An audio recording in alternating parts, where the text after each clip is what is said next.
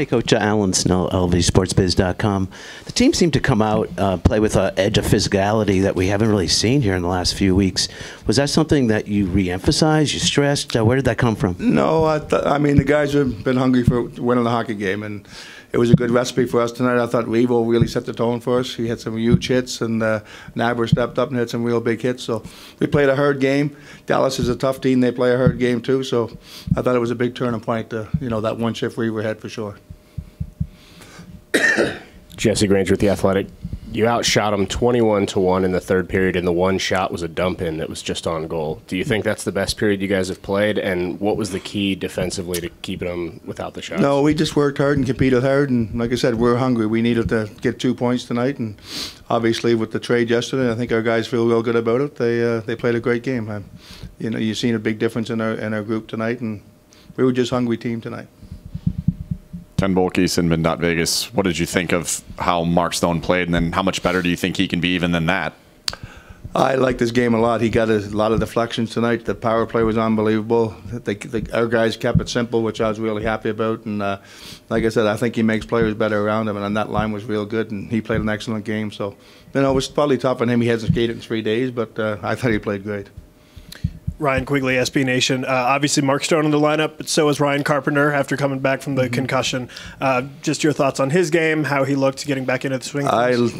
Carpy's the same for me every night, pretty much. He's a solid player. He doesn't make many mistakes, and he does the right thing with the puck all the time. So we had very few turnovers tonight, and he's a part of that, and he did a good job on our PK. So really like this game. Chris Chapman, Fox Sports Radio. Bishop played really well, especially on that 5-on-3, but you guys get that kind of a dirty goal there to take the lead. Do you think that's the kind of goal that can kind of get this team going? I hope so. I mean, the 5-on-3 was incredible. He was incredible all night long. He made 5 or 6 unbelievable saves in that 5-on-3. So, I'm happy we got the 2 points, but, you hate to see a goalie, he didn't cough it up, but behind the net, get caught open in the net, and then we get a lucky goal. So, it cost him the hockey game, but he was incredible all night long. He played extremely well.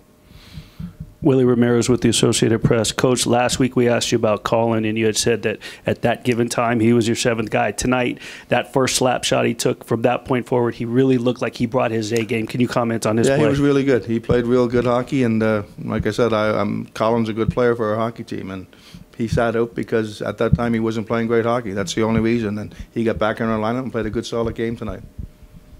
Dave Shane, Las Vegas Review-Journal. I'd asked you this a few weeks ago. There was an incident with Marchessault where he was the first guy in, taking on a few guys. Obviously tonight, clearly we saw him, not afraid to stick his nose in. There was a lot of emotion in the building, but I'm curious maybe how much that particular play seemed to elevate everything. That's what I want from our guys. I mean, anytime they're bumping our goalie, I think they bumped him 3 times tonight, and you need guys to stand up for that. And I don't know if it was part of their game plan to get in flurries in the crease a little bit, but they were there, and Marcia got an extra penalty. They scored in the power play, but I like seeing our team with emotion and passion. And, we're still a disciplined hockey team. We don't take a lot of penalties, but, most of the time we'll kill those penalties off when you take them for your goalie. Didn't happen tonight, but it didn't cost us at the end. Gary Lawless, Vegas Golden Knights. Were you aware after the second period that Arizona had won and had climbed it just 4 back of you? No, you know what? The odd time, Gary, you look up at the clock and not really looking for scores, but during a timeout, and I seen that there was going 3-3. That's the last I saw, so I had no idea. Some of the guys, and I'm never going to pay attention to what they do. Trust me. Some of the guys had talked recently about the fact that they felt kind of comfortable in where they were in the standings, and that kind of robbed them of a little bit of urgency. Having someone getting close to breathing down your neck, can that help the guys get a little bit more desperation in their game? I sure hope so. I mean, I'm hoping that's what they're looking at, because we should be looking at the teams ahead of us trying to catch them. I mean, that's going to be probably not likely, but our goal should be to try and win every game and get as close as we can to second or first place. And like I said, it's probably not likely, but work hard, compete hard, and try and win every game you play. Justin Emerson, Las Vegas Sun. Pacioretty and Stone had both mentioned how strange it is to be teammates after battling for so long. Have you ever had a situation like that where you became teammates with a guy that you used to be enemies with? As a player, me? Yeah.